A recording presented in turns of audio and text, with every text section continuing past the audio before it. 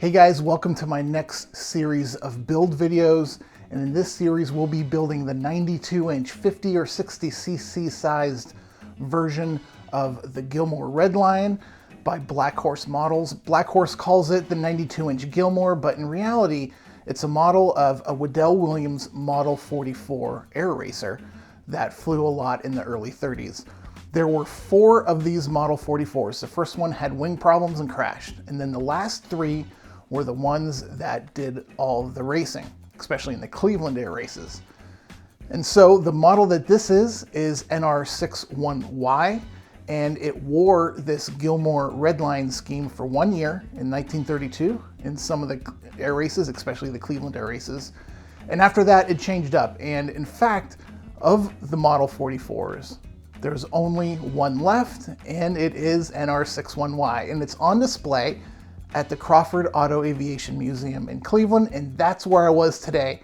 I got a lot of photos, a lot of pictures, and so in this build series, every episode I'm going to throw in some footage of the real NR61Y and kind of compare it to the model. So without further ado, let's zoom in, get this unboxed, and show you this beautiful ARF. Probably the most beautiful ARF I've ever unboxed, and I think you'll enjoy it too. So let's go ahead and get started.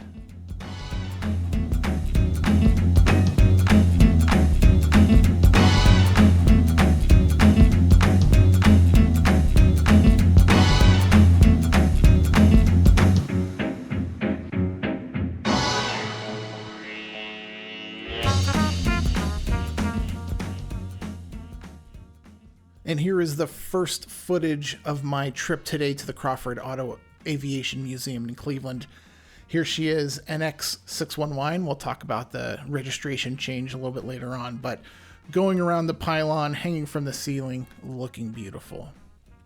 So let's go on to the electronics. So we have the Dual Sky GA6000.9, which is a 160 kV motor. We'll be running this on 12S. We got some high-tech servos, D645s, D951s, and 9381 for the rudder, and then a Fly Fun Hobby Wing 160 amp high voltage ESC. So I wanted to show you guys what this looks like in the box, and we're going to spend some time on the box because I have had some bad experiences with ARFs coming in the box, and this one is packaged wonderfully. You can see the individual boxes, and they are all taped together, so there is not room for any movement in here. And you can see the fuselage kind of hiding underneath that overarching piece of cardboard that runs the length.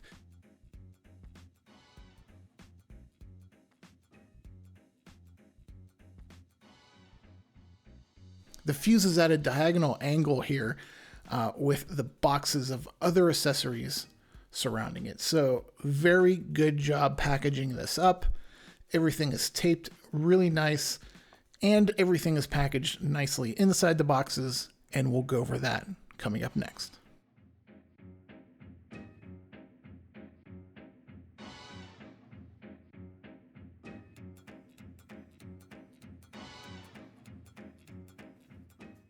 All right, box one. We are filming while I'm opening these boxes, so I'm not sure what's what. I mean, I do now, but we'll kind of play with the suspense here. This first box, okay, some hardware. This looks like the motor mounts for electric and fuel. That second package is a CG tool, and then some more hardware. Here are the landing gear. These things are heavy. I'm going to weigh these before I install them, but those are heavy. They are they're thick aluminum, I believe. They're definitely not carbon fiber. But here are the wheels, nice and packaged. And finally, wonderful, here is a nice tail wheel, a 60cc tail wheel. And we will look at pictures of the real Model 44 and show you that it actually didn't have a tail wheel. But we'll talk more about that when we get to mounting that. But it's nice to see perfect size tail wheel for a 50cc size plane. Box number 2.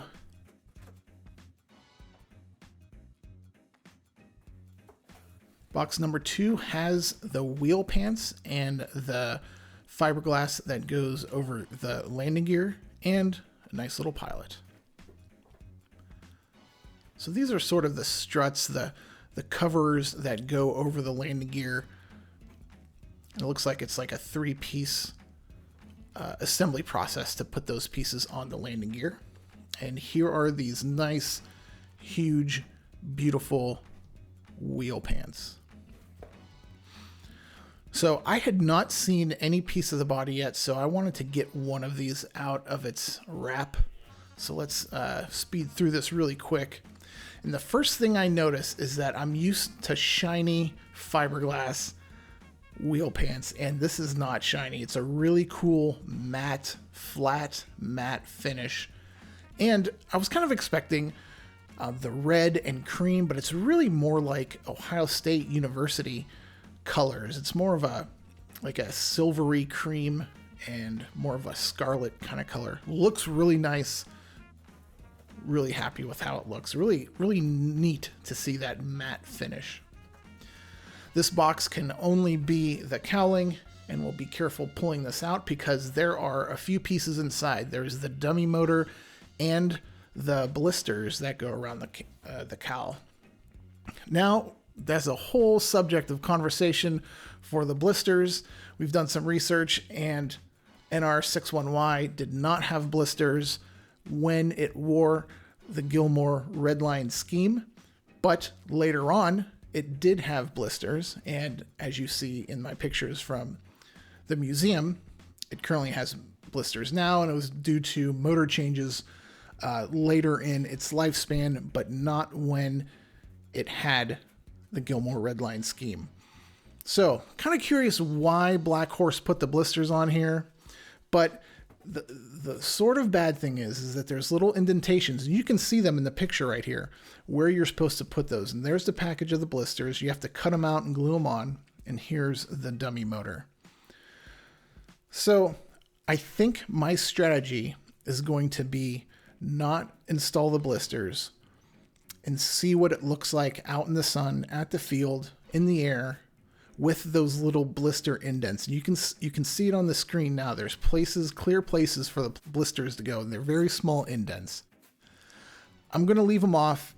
It's not going to give that really smooth cowl that you see in pictures, but I'm going to leave it like this, and I'm going to see what I think, because I can always add them later. And if I add them and take a chance, it'll be harder to remove them and keep it looking nice. So I'm going to start just like this, put the blisters aside, and we'll go from there. So here is the fuselage.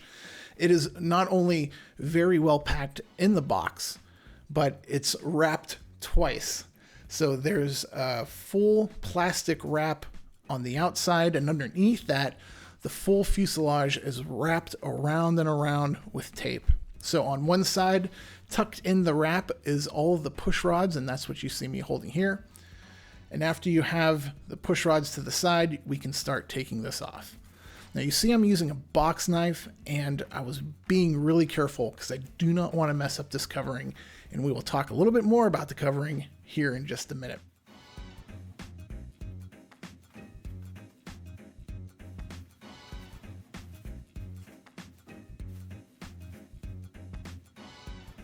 I'm going to be quiet while I pull off this covering, but I just wanted to show you guys how nicely this is packaged from the factory. It's wrapped twice, once fully in bubble wrap and once another in a plastic wrap.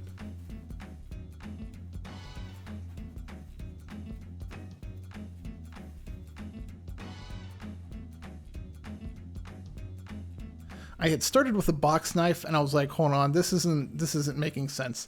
A lot of my videos, I try to show you my thinking, and I was like, this would be much easier with a nice pair of scissors, and that's what you see me doing here. So I just cut along the top to cut off that first layer of wrap.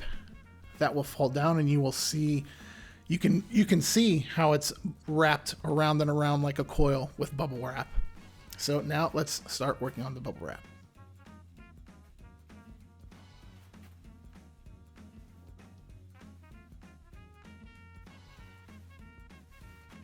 And this is where I first get a glimpse of the fuselage, the tail, and it also has this really nice matte, flat finish. Again, it's more silvery cream and almost scarlet, but not quite scarlet, but it's not bright like Ferrari red. It does look really nice, and the black pinstriping really makes it pop. It's a very beautiful covering job.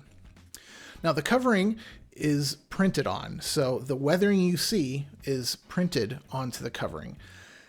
And the covering is really odd, and I will show you how I smooth a piece of it out.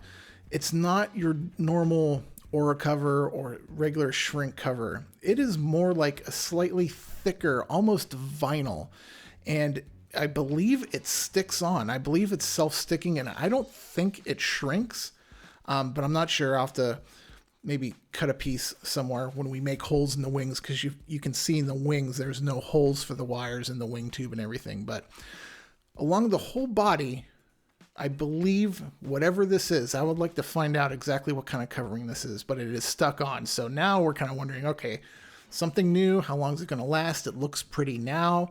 Obviously, if you have some damage and some rips, you're going to be in some trouble, so keep that in mind.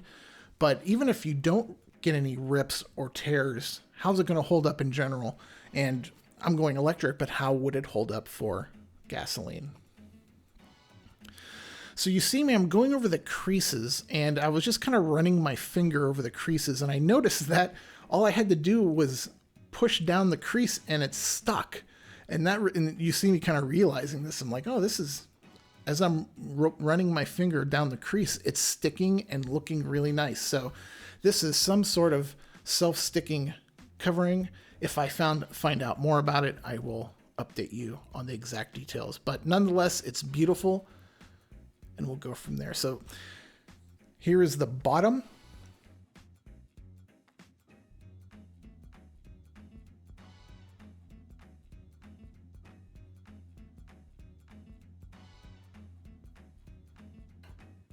So I had to open up the hatch. Of course, you can't do this without opening up this hatch. And this hatch is huge. You can see I'm 6'1", and you'll see me put my head down there. That bay for equipment is ridiculously huge, and I wanted to show you how big that hatch is.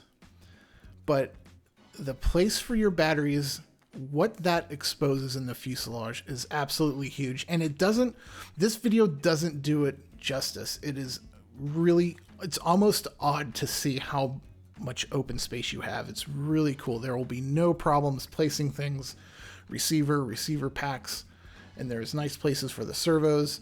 I'm going to see, I know there's some, we'll talk about CG later on, but I'm going to try running 4 6S5000s in a series parallel kind of configuration to kind of get that weight, maybe get some nice 15-minute run times. But this is me just checking it out. I'm putting my head, and you can see how big my head is, and I really could stick my whole head in here, and it's pretty crazy. So really excited about this. And you can see me, I'm just checking this out, getting that good brand new wood smell that you always tend to enjoy with a brand new ARF. So let's get the hatch back on, and I believe we have one more box left.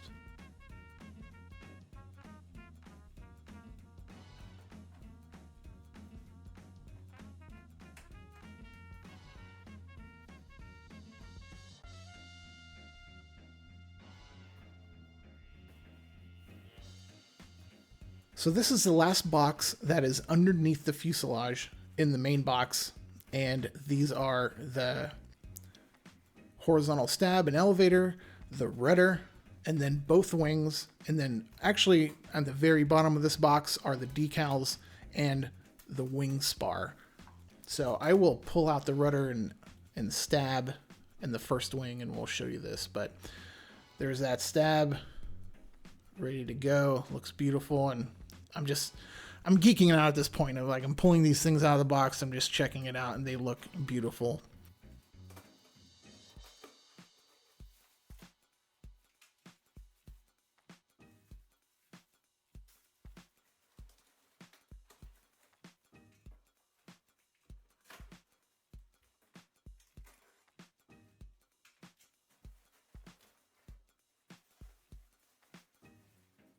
You can see that beautiful printing, the weathering on the covering, beautiful wing. You got that black stepping plate that's right at the root of the wing. Looks wonderful. And there's like a little notch. See that little gray notch at the end? That's what locks the wings in. And it's like a big fork, and I'm actually kind of intrigued. I'm excited to see what that looks like, and we'll talk more about that. But underneath is the other wing, and you saw the wing tube down there. So guys, this is pretty much it for the unboxing. I wanted to do a nice, slow, sweeping shot of this fuselage so you can look at it as close as possible and see this.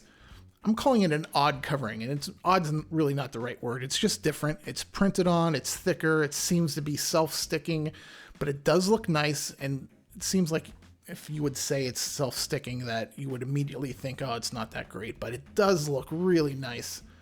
So enjoy the footage. We'll see you back in a few days, and we'll start getting working on the wings. Thanks for tuning in, and see you soon.